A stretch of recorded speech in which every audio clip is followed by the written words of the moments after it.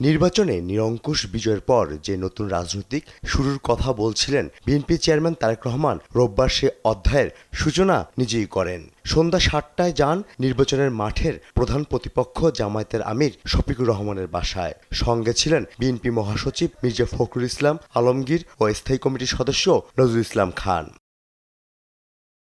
সৌজন্য এই সাক্ষাৎ ভোটের রাজনীতিতে নতুন সমীকরণ হয়ে এলেও তা নিয়ে কোনো দলের প্রধানরা মুখ খোলেননি। পরে জামায়াত নেতা আব্দুল্লাহ মোহাম্মদ তাহের বলেন, সৌহার্দ্যপূর্ণ পরিবেশে আলোচনা হয়েছে। বলেন, নিজেদের মধ্যে যে কোনো বিরোধ আলোচনার মাধ্যমেই সমাধান হবে। আগামী সময়গুলোকে আমরা রাষ্ট্র পরিচালনায় সরকার এবং বিরোধী দল সমন্বিতভাবেই আমরা দেশের জন্য কল্যাণমূলক কাজ করতে পারব। আমরা এ ব্যাপারে একমত হয়েছি যে সকলে মিলে একসাথেই একটা কনস্ট্রাকটিভ ফিউচার আমরা গ্রহণ করতে পারবো, একটি নতুন বাংলাদেশ আমরা গঠন করতে পারবো। সেখান থেকে সরাসরি এনসিপির আহ্বায়ক নাহিদ ইসলামের বাসায় যান তারেক রহমান। সেখানেও ছিলেন মির্জা ফখরুল ও নজরুল ইসলাম খান। পরে এনসিপি নেতা আখতার হোসেন বলেন, বিচার ও সংস্কার নিয়ে কথা হয়েছে নির্বাচন পরবর্তী সহিংসতা নিয়েও, যা সমাধানের আশ্বাস দিয়েছে বিএনপি।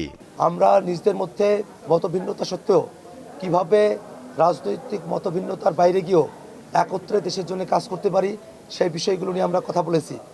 বাংলাদেশের সংস্কারের যে প্রশ্ন, সেই প্রশ্নকে কিভাবে সুরাহা করা যায় এবং বিচারের যে প্রশ্ন, সেই বিষয়গুলো নিয়ে আমরা নিজেদের মধ্যে কথা বলেছি।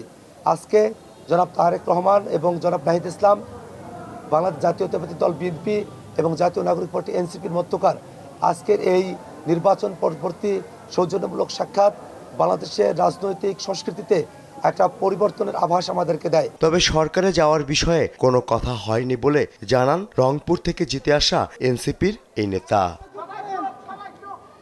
ফররুখ বাবু, দেশ টিভি, ঢাকা।